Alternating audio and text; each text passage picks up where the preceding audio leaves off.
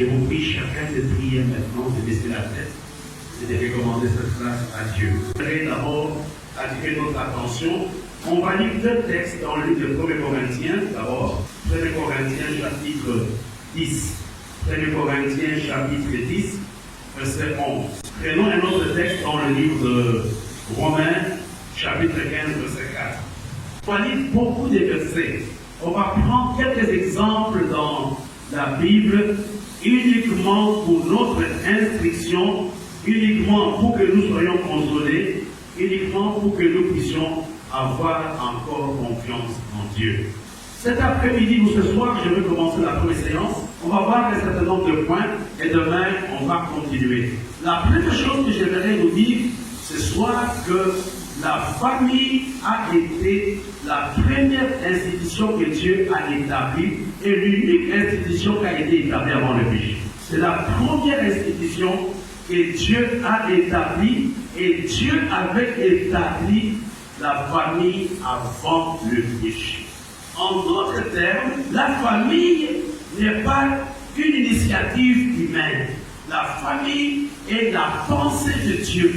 La famille vient de Dieu et de Dieu seul. C'est la raison pour laquelle le diable combat la famille. Et la deuxième chose que j'aimerais qu'on retienne, Dieu a établi la famille pour la bénédiction de l'homme. Ce n'était pas pour lui, il est Dieu. Il a établi la famille pour la bénédiction de l'homme. Et c'est à l'homme de gérer. Dieu ne gère pas la famille. Mais c'est l'homme lui-même qui doit gérer. Donc la famille n'est pas venue d'un monsieur, d'un prophète, d'un ange. Non. La famille est une institution divine, est une initiative divine. Si la famille est une initiative divine, on ne peut gérer la famille qu'avec la pensée de Dieu. Parce que la famille est une initiative divine. Pour bien la gérer, il faut vraiment nous référer à Dieu lui-même. Souvent quand j'enseigne aux étudiants, je leur dis, la Bible est le seul livre qui peut nous aider à gérer les problèmes conjugaux et les conflits familiaux. Il n'y a pas une sagesse plus grande que la Bible. Alléluia. Alléluia. Amen. Soyez libres, nous sommes à l'école, soyez libres. Voilà. Là, nous sommes en train d'avancer dans notre enseignement. Une autre vérité que j'aimerais que vous compreniez, c'est le fait que Jésus a très peu enseigné sur la famille.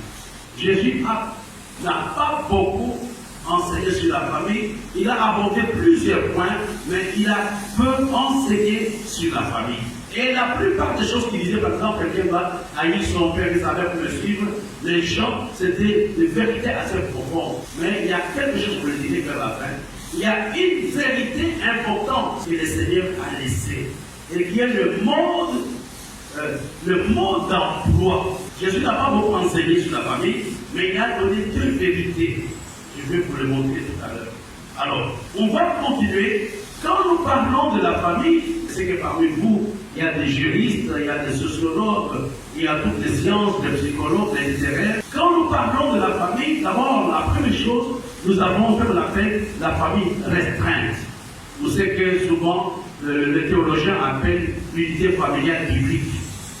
La famille restreinte ou la famille nucléaire.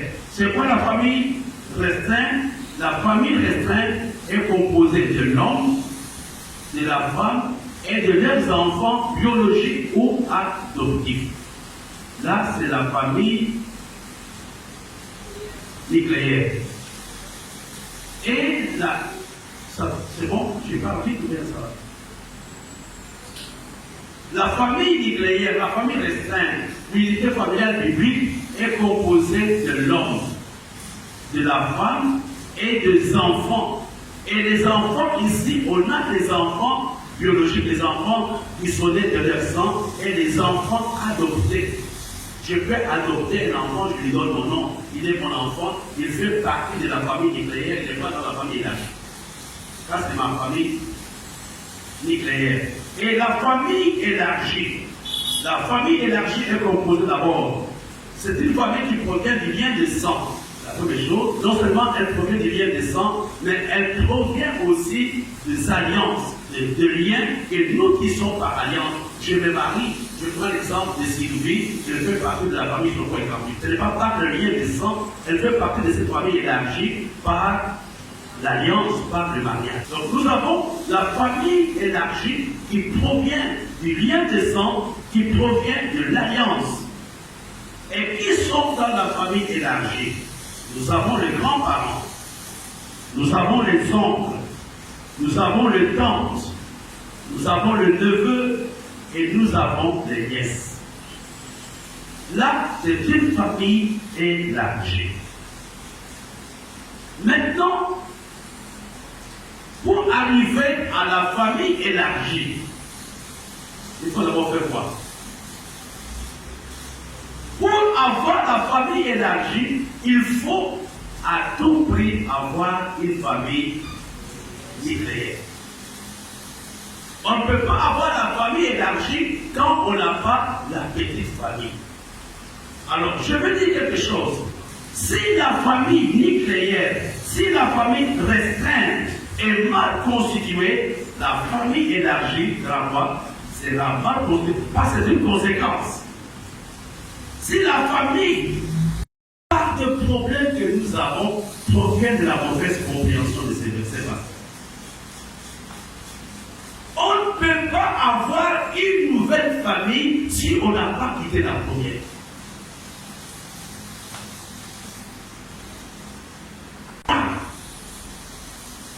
Son père et sa mère, il va quitter quoi? La famille restreinte pour aller former une autre famille. Le véritable problème, que ce soit l'homme, que ce soit la femme, nous n'avons jamais quitté notre première famille. Il parle avec tout. Ce sont les parents qui donnent les injonctions, ce sont les frères, ce sont les tantes. Il n'a pas quitté sa première famille. Il n'y a pas une nouvelle famille si on n'a pas quitté la première. Et les enfants aussi doivent savoir qu'ils sont là pour un temps, ils doivent quitter leur famille. Donc, quand tu as encore avec tes parents, il faut jouer quelqu'un qui est là pour un temps. Il y aura un temps où Dieu dira, hé, si tu as où tu vas à toi là. Mais le véritable problème que nous avons, Caroline n'a pas encore quitté la première famille. Elle va même exister la nouvelle famille. Je parle à quelqu'un aujourd'hui. Tant que je ne quitte pas la première famille, je n'ai pas le hockey de Dieu pour commencer une nouvelle famille. Le gros problème que nous avons, le grave problème que nous avons, nous ne respectons pas les directives de Dieu qui déclarent. Je me rappelle, j'avais célébré le mariage d'un frère à l'église. J'avais prêché là-dessus et son papa était fâché. Il me dit, mais donc il est en train de m'opposer à mon fils. Et puis le fils est parti m'expliquer ce qui s'était passé. Vous comprenez, je dirais aujourd'hui, frères et sœurs, si vous voulez être heureux, si vous voulez que vos enfants soient heureux dans le mariage, laissez-les quitter votre famille.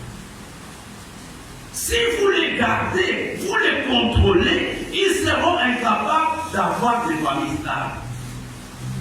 Parce qu'ils n'ont pas obéi au mode d'emploi du mariage, au mode d'emploi de la création de la famille. Il faut que l'on quitte son père et sa mère.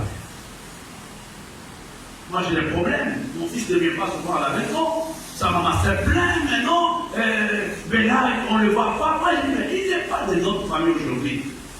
Donc il est parti, il a une mauvaise femme, il y a ceci, cela. Non frère, ce n'est pas une mauvaise femme. C'est ce que la Bible nous dit.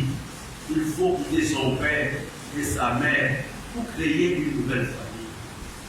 Si je dis que la famille d'Anson, je ne peux pas créer une nouvelle famille d'Anson.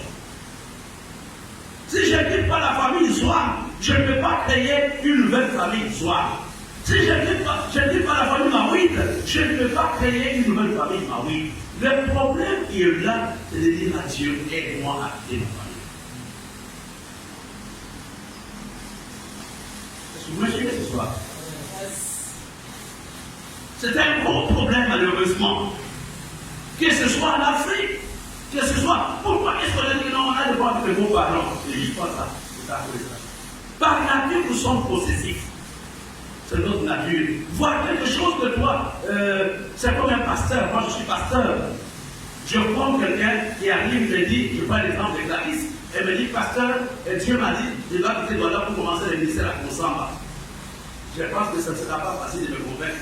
Nous avons le problème. Où est-il? Il m'a dit que mon Dieu m'a dit qu'il doit aller en Égypte pour commencer un ministère là-bas. Les rochers. Est-ce que Dieu n'a pas vu ça? C'est le même sentiment que les parents ont. Ils ne laissons pas partir les enfants. Et c'est la raison pour laquelle nous avons le naufrage de certains ménages. Parce que la première chose que Dieu a dit, quand il parlait de la famille, il faut que l'homme quitte son père et sa mère. Ça, si tu ne fais pas ça, c'est le moment de le faire. Quitter, on n'a pas dit. D'abord, je vais vous donner toujours une parenthèse. L'enfant n'a que deux obligations qu'il a chez ses parents. Deux obligations. La première obligation de chaque enfant, c'est obéir à ses parents jusqu'à l'âge adulte. Toi, tu dois obéir à ta maman jusqu'à l'âge adulte. Et la deuxième obligation, honorer ses parents jusqu'au soir de leur vie. Ça, c'est dans les définitions qu'on y arrive. On n'a que des obligations.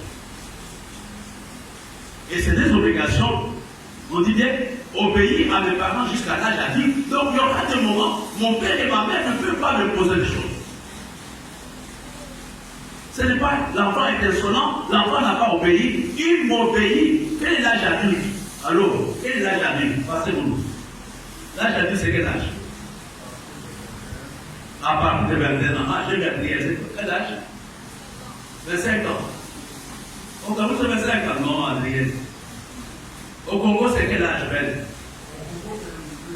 18 ans. Ici, c'est 21 ans. Au Congo, l'âge adulte, c'est 18 ans. Au Cameroun, c'est 21 ans. Mais mon assistant a parlé de 25. Vous comprenez, c'est très bien posé. C'est très bien, c'est bien cette café-là. Vous voyez, l'obligation de l'enfant vis-à-vis de ses parents. Deux obligations. Faites noter. La première obligation, obéir aux parents jusqu'à l'âge adulte. Et la deuxième obligation, c'est honorer ses parents jusqu'au soir de ma vie. J'ai vu un pasteur qui m'a dit, je vais aller voir maman, ça fait longtemps que je ne l'ai pas vu, et ça m'a fait beaucoup de chaleur au cœur quand il disait cela. Honorer le papa et la maman n'a pas d'âge. C'est une obligation de chaque enfant jusqu'au soir de sa vie. Mais obéir, on obéit jusqu'à l'âge adulte, et à partir de l'âge adulte, je commence à prendre des initiatives. Loïc, tu ne peux pas prendre l'initiative aujourd'hui, parce que tu n'es pas encore adulte.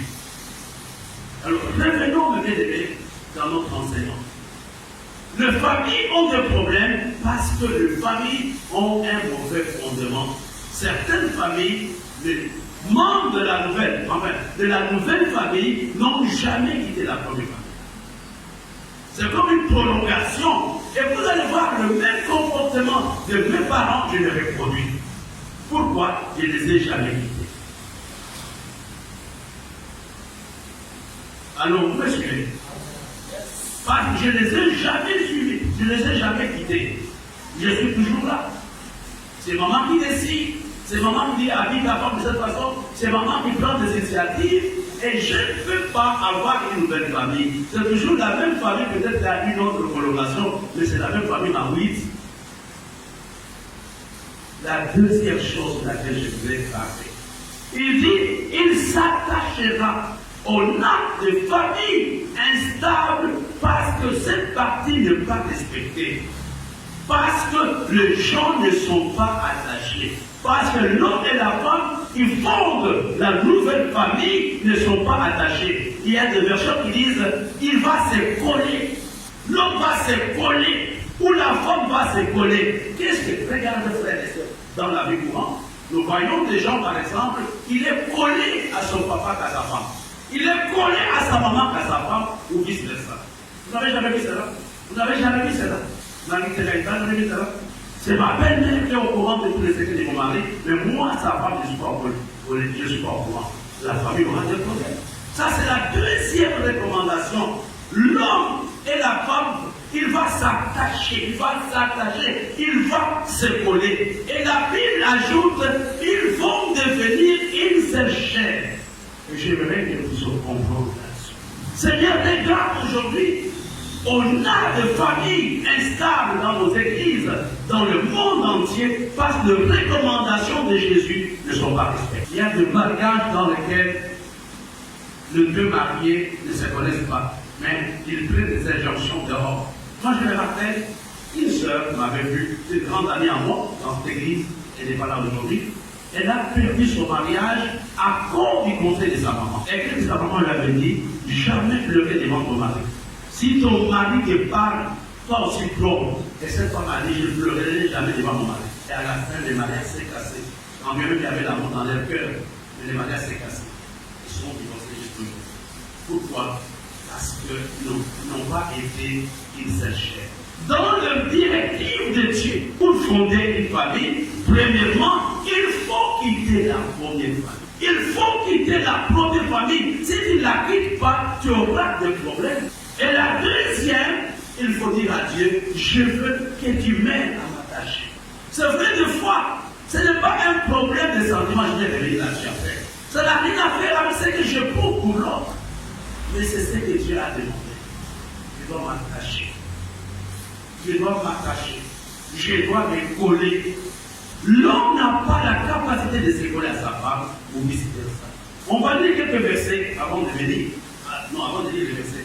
Et vous savez que la Bible, la version que nous avons, a été traduite du grec en français. Pour bien comprendre certains mots, il faut aller dans les livres. Il faut regarder l'origine, le sens grec pour comprendre. On va lire deux versets. Je vais vous montrer quelque chose qui va nous aider cette nuit. On lit d'abord le 1er Jean chapitre 3, verset 16 au verset 18. Nous avons connu l'amour en ce qu'il a donné sa vie pour nous. Nous aussi, nous devons donner notre vie pour les frères.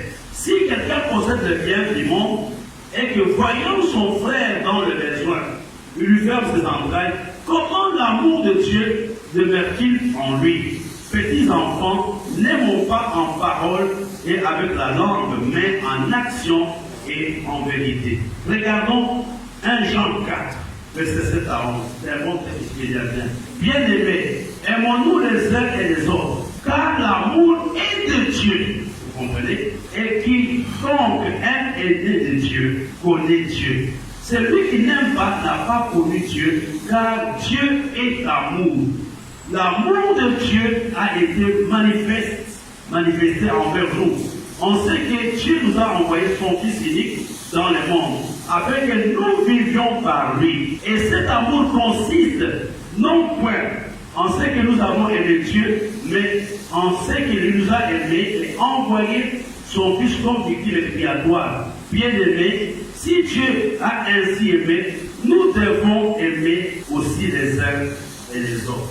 Voilà, je reviens maintenant au deuxième paramètre, être attaché. Frère, on ne peut pas être attaché à quelqu'un, à sa femme, à son mari, s'il n'y a pas d'amour. L'attachement est une conséquence de l'amour.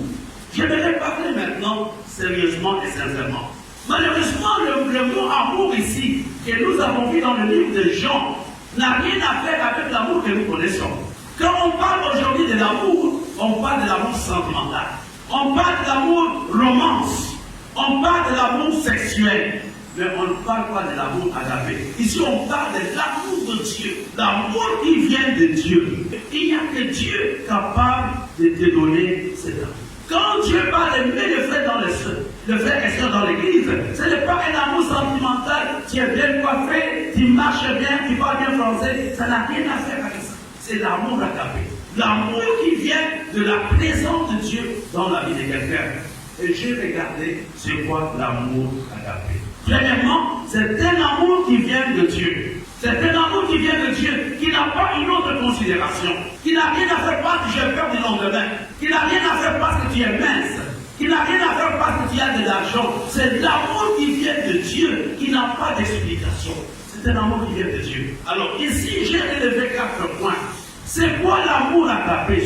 Notez, c'est l'amour qui veut le bien de la personne que j'aime. C'est l'amour qui veut le bien de la personne que j'aime. Je veux le meilleur pour la personne. Je veux le bien. C'est cet amour agapé qui nous amène à aimer nos enfants, qui nous amène à consentir des sacrifices pour Israël, pour Israël, pour Péniela, pour Adrien, pour Loïc, etc. C'est l'amour, l'objectif de l'amour agapé, c'est l'amour qui veut le bien. Ça devrait être ça l'amour dans le mariage. Je n'aime pas à cause du sexe. Un jour, si c'est pas fatigué à cause du sexe, ça sera pas le chose. Est-ce que tu veux le bien de la personne ou tu veux ton bien à toi? Est-ce que tu veux le bien de la personne ou tu veux le bien de toi-même? Il y a des moments, moi je suis parent, je suis marié, etc. Il y a des moments où on n'avait pas des rapports sexuels. Si tu es marié tout seulement autour du sexe, tu vas te détester ta femme. Si elle est malade à cause de Covid, pendant 5, 6 mois, 10 mois, 15 mois, tu vas l'abandonner. C'est l'amour qui cherche l'amour. Et c'est cet amour qui va caractériser la relation des chrétiens que nous sommes. Je ne t'aime pas parce que tu es pauvre, je ne t'aime pas parce que tu es pas ça, je ne t'aime pas parce que nous sommes de la même génération, je veux ton bien. C'est cet amour que nous avons, c'est l'amour agapé que nous avons vis-à-vis de nos parents. Si vous êtes normal, vous n'allez pas accepter que votre père souffre. Donc vous n'avez pas besoin que votre papa vous demande des services. Le comble qu'aujourd'hui, nous avons ramené l'amour au niveau seulement sentimental. Au niveau de la démarche, j'aime les femmes minces. J'aime les femmes sphères, j'aime les femmes dont ils m'ont l'occasion. Frère, moi j'étais mince plus que beaucoup de gens dans la salle. Mais aujourd'hui j'ai un enfant. L'amour agapé cherche le bien. Et la deuxième chose, l'amour agapé cherche d'abord les intérêts de l'autre avant ses propres intérêts. J'ai connu des parents qui n'ont pas le niveau bac, mais qui se battent jusqu'à ce que leurs enfants aient des doctorats. J'ai connu des parents qui n'ont pas des habits qui coûtent plus de 50 000 francs, mais leurs enfants ont des habits qui coûtent 100 000 francs. Pourquoi? Parce qu'ils aiment son enfant. Je connais des maris qui s'habillent mal, mais leurs femmes ont des habits extraordinaires. Leurs femmes ont des parfums qui peuvent m'aider à acheter, même à payer mon loyer 2 mois, à cause de l'amour agapé. Et vous comprenez notre prière pendant cette école de la famille, c'est de dire à Dieu, permets que nous ayons l'amour de Dieu. L'amour sentimental disparaît. Je vous dis la vérité, je suis marié, il y a des moments dans votre vie où vous ne pouvez rien. Ce n'est pas pour autant que vous avez vu un peu. La troisième chose que j'aimerais que vous puissiez comprendre, l'amour agapé s'exprime par des attitudes et des actes. C'est un amour qui pose des actes concrets. Ce n'est pas un amour seulement de bavardage, c'est un amour qui pose des actes concrets. C'est un amour qui parle par les attitudes. L'amour agapé, personne ne va te pousser pour donner. C'est toi-même, même si tu n'as rien, tu vas chercher. L'amour agapé, premièrement, cherche le bien de la personne qui cherche.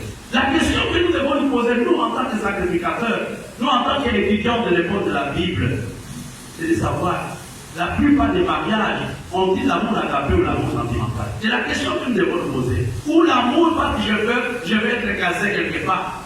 L'amour agapé, troisième caractéristique, je disais qu'il s'exprime par des attitudes et par des actes. Je n'ai pas pu t'amener quelque chose, mais prends ça. Donc, c'est un amour qui te pousse à faire le bien. C'est cet amour-là que Dieu veut mettre dans l'église. On n'a pas besoin de dire, laisse ça soigne. Donc, c'est l'amour qui te pousse, c'est l'anniversaire de l'église. Qu'est-ce que je peux faire, mon mari, cette église qui m'arrive? C'est l'amour agapé. L'amour affection, l'amour sentimental a ses limites. C'est quoi l'amour agapé? L'amour agapé, il y a un engagement. Il y a quelqu'un qui ne peut pas citer son nom, il dira que je sais son nom. Il y a un engagement. Il vend ou qu'il aide, c'est là. C'est un engagement concret qu'on prend. Si tu ne prends pas l'engagement d'aider tes enfants, à un moment ils seront rebelles, il va les abandonner. Que mes enfants me donnent ou ne me donnent pas, que mon papa m'aide ou ne m'aide pas, je vais l'aimer, je serai là. C'est cet amour qui va caractériser les chrétiens dans l'église. C'est cet amour qui va nous amener à rester dans l'église. Que l'église ait des problèmes ou pas, que les pasteurs soient bons ou mauvais, j'ai un engagement de l'État à ses côtés. Parce qu'il est mon père. Si vous partez dans ce que vous n'avez jamais vu, parce que c'est une corde qui. Le cinquième point que je vais donner à quelqu'un qui peut l'aider par rapport à l'amour agapé. L'amour agapé n'attend rien en retour. Il y a des parents qui payent les études des enfants, il y a des parents qui sont déjà avancés en âge, etc. Et tu es sûr que de mettre ta fille ou ton fils va te nourrir. Pas nécessaire, mais je suis obligé de l'aider. L'amour agapé n'attend rien en retour. Et quand tu commences à donner, tu attends que ta femme te fasse ceci, tu attends pour que ta femme dans le sexe, tu attends pour que ta femme soit comme ça, ainsi de suite. À un certain moment, quand il n'y aura pas ces choses, quand il n'y aura pas de retour, ça va s'arrêter. J'ai connu quelqu'un qui a quitté l'église il n'y a pas très longtemps. La personne était venue me voir pour me dire, pasteur, fais des mois anciens. Moi, je dis non, je ne peux pas te faire ancien. Et 2, 3, 4 mois après, la personne est là. Donc, quand il aime une personne à cause de quelque chose, le jour que la chose ne serait pas là, la chose va s'arrêter. L'amour agapé, c'est ça qui aide les deux personnes à faire une seule chair. C'est un col, c'est un engagement. Juste pour vous, je serai là, qui peut compter sur vous. Le mot d'emploi de la famille, Jésus nous le donne. Premièrement, quitter la première famille pour faire la deuxième famille. Et deuxièmement, être une seule chair. Et le troisième point, ils doivent refléter l'image de Dieu. Jésus n'avait donné qu'une partie de la référence de l'Ancien Testament. La famille qui veut aller loin doit refléter l'image de Dieu. Il créa l'homme et la femme à l'image de Dieu. Frères et sœurs, si nous mettons Dieu au centre de nos familles, nous allons être préservés de beaucoup de choses. Toutes les familles, je reprends, les familles de l'Ancien Testament, il n'y a aucun modèle professionnel.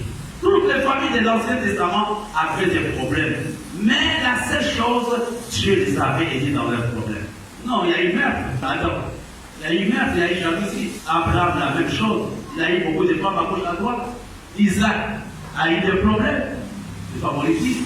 Jacob a eu des problèmes. Donc, toutes les familles de l'Ancien Testament, on ne peut pas prendre un modèle. Mais Dieu était avec eux.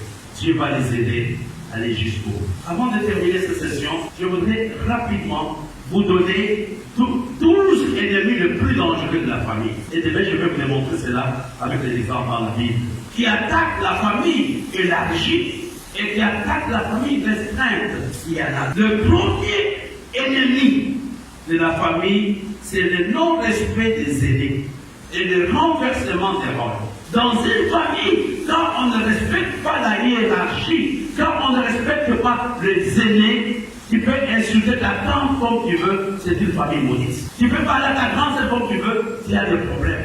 Tu peux parler à ton papa qui t'a élevé comme tu veux, c'est une famille qui a des problèmes. Le premier ennemi de la famille, c'est le non-respect des aînés et le renversement des rôles. Quand les plus jeunes commencent à dicter les aînés, quand les plus jeunes, à cause de leur position sociale, de leur position financière, commencent à manquer du respect aux aînés, cette famille ne peut pas aller loin.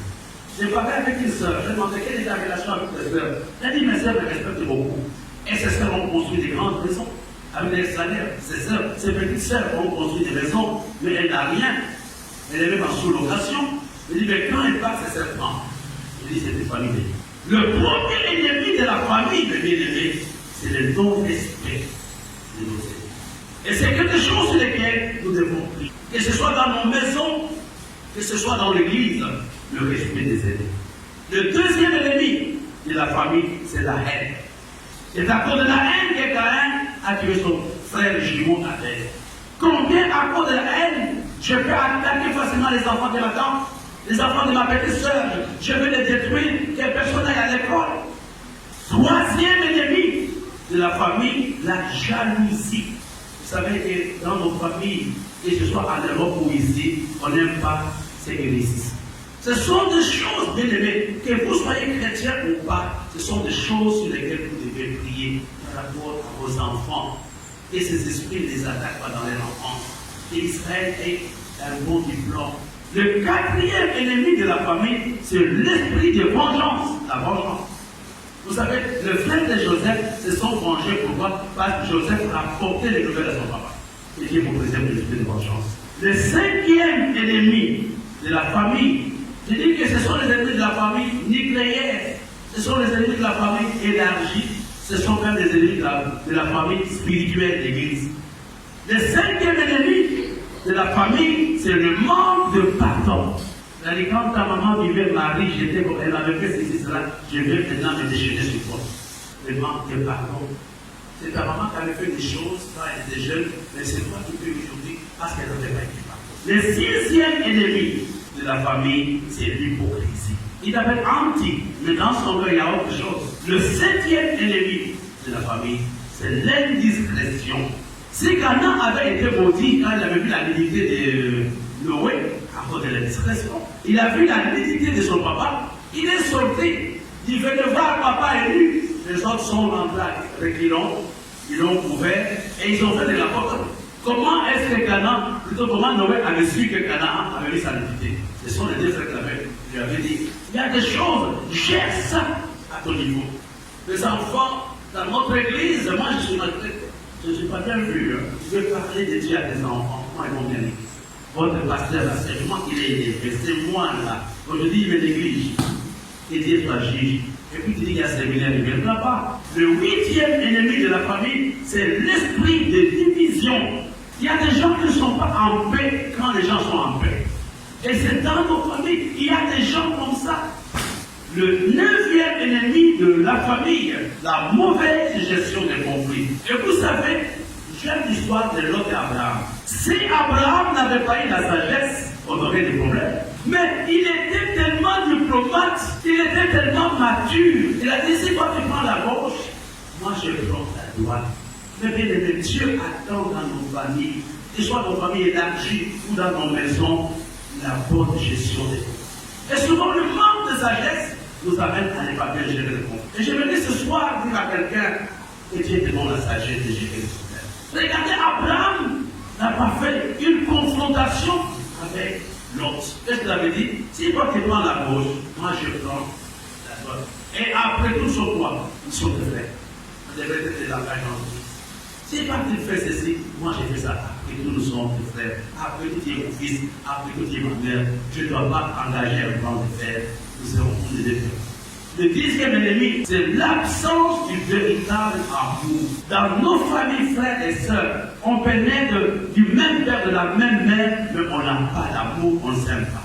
Moi, j'en ai souffert dans ma famille biologique. Aujourd'hui, que les choses commencent un peu à changer.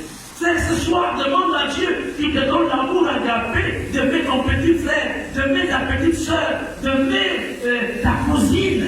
Dieu est un Dieu d'amour. Le 11e ennemi de la famille, c'est l'égoïsme. Il ne faut pas toujours regarder à toi, regarde aussi aux autres. Tu veux que ton mari te dort, tu veux que ton mari fasse ça. Toi, qu'est-ce que tu as fait pour lui?